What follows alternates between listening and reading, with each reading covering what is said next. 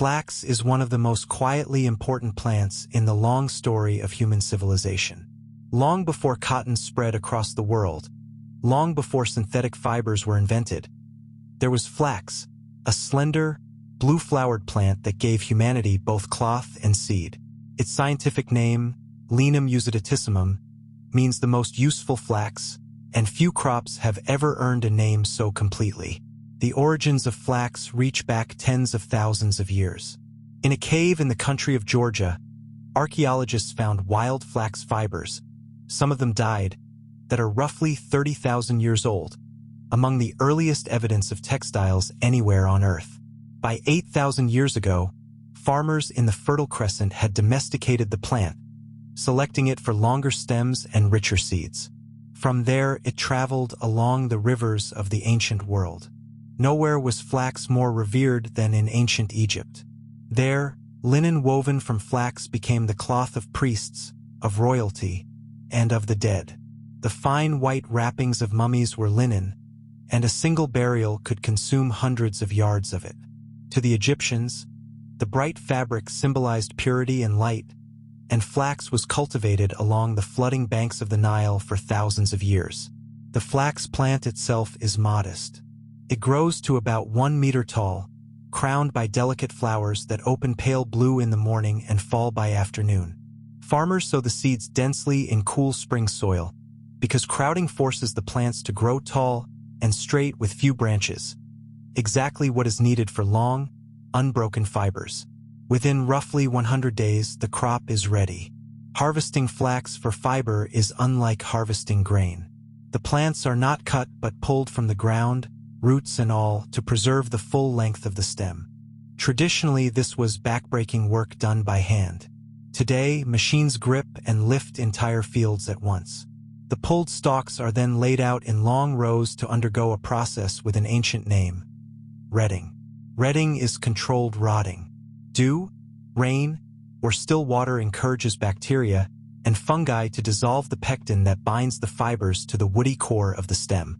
Get it right and the fibers separate cleanly. Get it wrong and the entire harvest can be ruined. After retting, the dried stalks are crushed and beaten in steps called breaking, scutching, and heckling, until only the soft, golden fibers remain, ready to be spun into thread. Those fibers become linen, a fabric prized for thousands of years for being strong, cool, and remarkably durable. Linen grows softer with washing and can last for generations. It clothed the working people of medieval Europe, it lined the sails and rigging of great ships, and it provided the canvas on which countless painters worked. The very word line comes from linen, as does the word lingerie. But flax has always offered a second gift, hidden inside its seeds.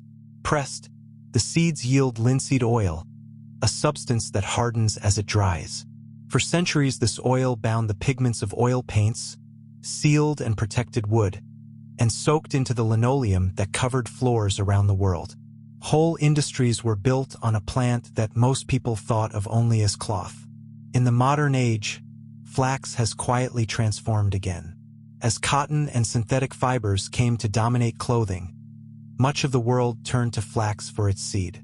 Flaxseed, rich in fiber and in omega-3 fatty acids, has become a fixture of health foods, breads, and supplements. Today, nations such as Kazakhstan, Canada, Russia, and China lead the world in flax production, while a band of countries across Western Europe still grows the finest textile flax on Earth. The plant endures because it asks for little and gives much. It needs no irrigation in temperate climates, it improves the soil, and it uses nearly every part of itself.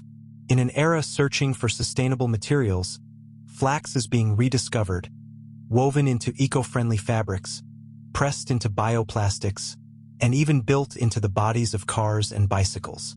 From a 30,000-year-old thread in a cave to the fields of today, flax has clothed, fed, and colored the human world.